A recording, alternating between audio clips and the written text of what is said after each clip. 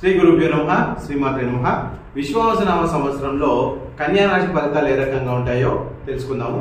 అయితే వీరికి ఉత్తర 3 పాదములు, హస్త 4 పాదములు, చిత్త 2 పాదములు కన్యా రాశిలో వస్తాయి.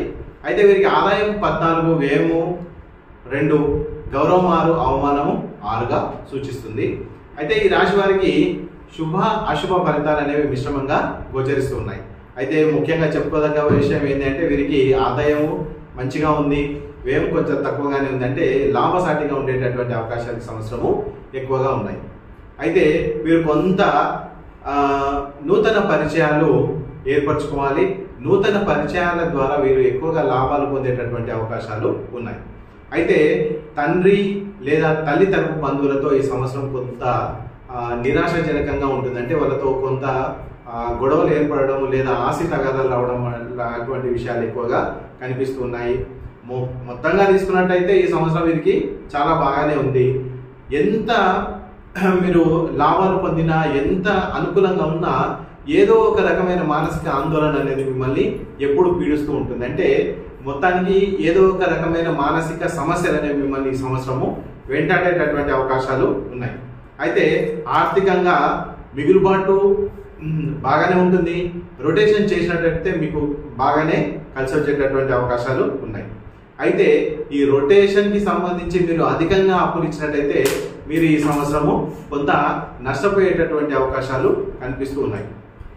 ప్రతి సంఘటన మీకు ఒక కొత్త విషయాన్ని నేర్పిస్తుంది. అంటే ఒక కొత్త రకమైనటువంటి అనుభూతిని మీకు ఈ సంవత్సరము అందిస్తుంది. అంటే మీరు ఎవరిని నమ్మాలి, ఎవరిని నమ్మొద్దు అనే ఒక రకమైనటువంటి స్థిరమైన ఆలోచనలు ఈ సంవత్సరం వచ్చేటటువంటి అవకాశాలు ఉన్నాయి. అన్నదమ్ములు మరియు మీ యొక్క దాయాదుల చేత మీకు అనుకోని ఒక సంఘటనలు ఏవైనా ఎదురయ్యే అవకాశాలు ఈ సంవత్సరం కనిపిస్తూ ఉన్నాయి. అయితే స్నేహితులతో మాత్రము కొంత జాగ్రత్తగా ఉండాలి. అయితే ముఖ్యంగా ఆర్థిక పరమైనటువంటి వ్యవహారాల్లో వీరితో చాలా జాగ్రత్తగా ఉండాల్సినటువంటి అవకాశాలు ఉన్నాయి. పూర్వీకులకు సంబంధించినటువంటి ఏదైతే ఆస్తి ఉందో దానిలో ఏదైతే తగాదాలు ఉన్నాయో అవన్నీ ఈ సంవత్సరం ఒక కొలిక్కి వచ్చేటటువంటి అవకాశాలు ఉన్నాయి. కోర్టు వ్యవహారాలకు కొంత దూరంగా ఉండడమే మంచిది. మీకు అసలు ఏమాత్రం సంబంధం లేని సంఘటనలు మీరు ఇరుకోవడము, కోర్టుల చుట్టూ తిరిగి రావడం అనేది ఈ సంవత్సరము కొంత మీకు బాధ పెట్టే అంశంగా ఈ సంవత్సరం గోచరిస్తుంది. సో ఏదైనా ఒక చిన్న తగాదాలు కానీ ఏమైనా ఉన్నట్టయితే మీరు కొంత దూరంగా ఉండడమే ఈ సంవత్సరం మీకు మంచిది. అయితే వృత్తి వ్యాపారాలు ఎవరైతే చేస్తున్నారో వాళ్ళకి బాగా కలిసి వస్తుంది. అయితే కుల వృత్తులు ఎవరైతే చేస్తున్నారో వాళ్ళ ముఖ్యంగా వాళ్ళకి బాగా కలిసి వచ్చేటటువంటి అంశం. అయితే ఉద్యోగాల్లో ప్రమోషన్స్ వస్తాయి, సామాన్యంగా ఉంటాయి. బదిలీలు ఇవన్నీ కూడా కొంత మానసికమైనటువంటి సంతోషాన్ని ఇచ్చేటటువంటి అంశాలు.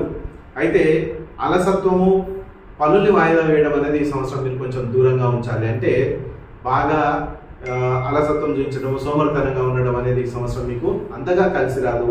ఎప్పుడు చేయాల్సిన పనిని అప్పుడే చేయడం అనేది మీకు ఈ సంవత్సరము చాలా బాగా కలిసి వస్తుంది.